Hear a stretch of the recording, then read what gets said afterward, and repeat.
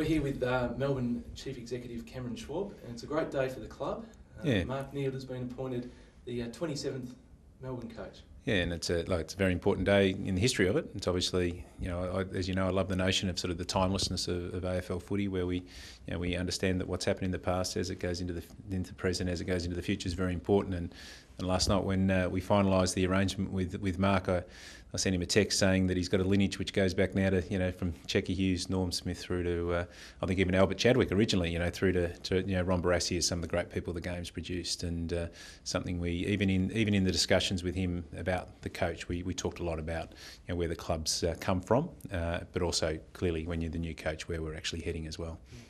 Can you talk about the process that led to Mark being appointed? Yeah, it's one of the sort of the buzzwords of AFL footy now, what the process is. We probably did it a little bit differently. I think the initial focus was to ensure that we had absolute clarity as to what we were looking for. And I think that's been interpreted in all sorts of different ways. It's been interpreted, for instance, that the club was in some desperate need to get an experienced coach. That was never an absolute objective of ours. Our objective was to get a coach who matched what our needs was or are. And from that perspective, we then did clarified what we were seeking, and that was very much about, we wanted to have a great sense from the coach as to where the game's going and how he wanted the team to play against what are key elements of the game. The game's changing all the time.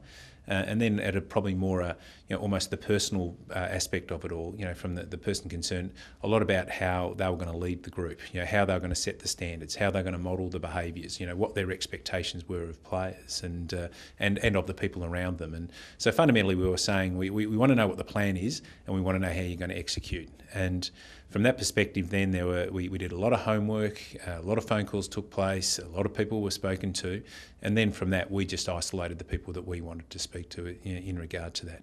We had an objective in all of this to try and appoint first, if we possibly could. A lot happened in footy in the last 48 hours, from that perspective. But we wanted to appoint first because we wanted to make sure that we got the person who we wanted to play the role as coach, and our view is this should be a 7 to 10 year appointment. What was the greatest attribute that stood out for you when you appointed Mark? In terms of how, I think just the absolute understanding of what the role was about and what was the expectation. Clearly he hasn't been an AFL coach before, but he has coached in his own right considerably. The last 4 years as an assistant coach, of which the last couple have been a senior assistant coach at Collingwood, were very important.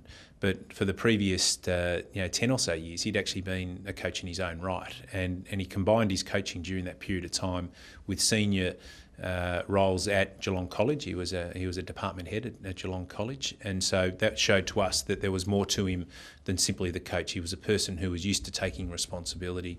He was used to having a very challenging life as well. He's got three kids who are growing up. He's got older kids, so he's had to combine parenting with being a senior person in a school with being a coach.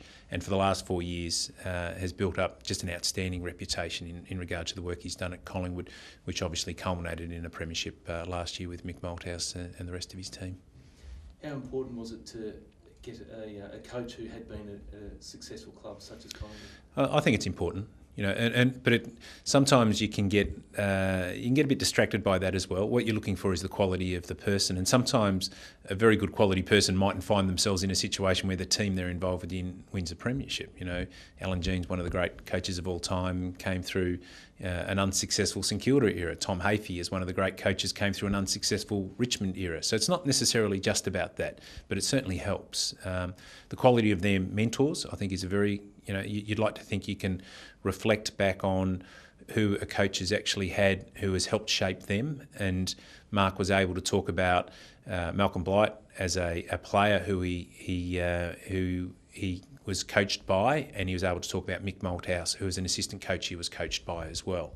And they would be seen as probably two extremes in regard to influences, but would actually probably play, if you're a young coach, a terrific rounding out of different styles and different types. And I think, in many ways, it's almost the perfect scenario for someone.